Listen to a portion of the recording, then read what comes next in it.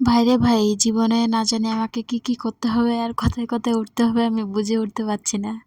আসসালামু আলাইকুম এভরিওয়ান। কি অবস্থা সবার? সবাই কেমন আছেন আপনারা? আপনাদের সবাইকে ওয়েলকাম আমার নতুন একটা ভ্লগে। তো আজকের ব্লগটা খুব মজাদার হাসির। আমি তো ওই যে ভয়েস ওভার দিতে, দিতেও হাসছি, ভিডিওটা দেখছি আর হাসছি। দেখেন কিছু কেনাকাটা করার জন্য বাজারে গিয়েছিলাম। তো সেখানে দেখলাম ছোট্ট একটা নাগরদোলা ছোট বাচ্চাদের জন্য। তো আমার বড় বাবু দেখে কান্না করতে লাগলো, যে বলছে, "মা আমি উঠবো, আমি উঠবো।" তো তার পাপা বলছিল, "ঠিক আছে তুমি লজ্জা পাচ্ছ তাহলে আমি উঠি।" কিন্তু নাগরদোলা যে ঘোরাচ্ছে সে দাদাটা বলল যে, "আপনি উঠলে তাহলে আমার নাগরদোলাটাই ভেঙে যাবে।" যাই হোক মজা করছিল। আসলে ওর ওয়েটটা অনেক ছিল, তো ভারী ছিল ওয়েট, তার জন্য। তারপরে বলল, দাদাটা বলল যে তার মা উঠুক তাদের সঙ্গে, তাহলে কিছু হবে না আর তাদের পড়ে যাওয়ারও ভয় থাকবে না। আর আমাকে কিন্তু ভীষণ, ভীষণ লজ্জা লাগছিল। কিন্তু কি করব, সন্তানের জন্য মারা কি না কি করতে পারে, তাই না বলুন?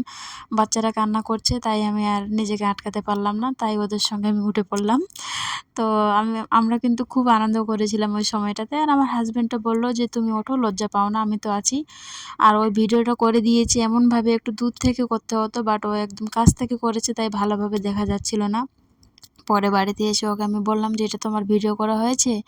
তো আমাকে বলছে, "দেখো লিমা, আমি ওইসব জিনিসগুলোতে অভ্যস্ত না ভিডিও করার জন্য। তার জন্য আমি করতে পারিনি।" আসলে ওই ভিডিও করা মানে আমাকে ব্লগিং করতে দেয়, বাট ওই ভিডিও করা খুব একটা ভালোবাসে না। যাই হোক, সবাই তো সব জিনিসে অভ্যস্ত না, তাই না? তো আমি যেগুলো, যেগুলো নিয়েছিলাম বাজারে ওগুলো আপনাদেরকে দেখাচ্ছি আরকি। কিছু অল্প একটু কেনাকাটা বাকি ছিল আমার প্রয়োজনীয় কিছু। তারপরে বাজারে আমি ডালপুরি খেয়েছিলাম, সেগুলো তো আর ক্লিপ নেওয়া হয়নি। তারপরে ওই আমার জন্য এখানে চা বানিয়ে নিচ্ছিল, বাজারে চা খাইনি তার জন্য, আর ওর জন্য কফি বানাচ্ছিল। সো আজকের ব্লগটা এখান থেকেই। আপনারা সবাই ভালো থাকবেন। আল্লাহ হাফেজ।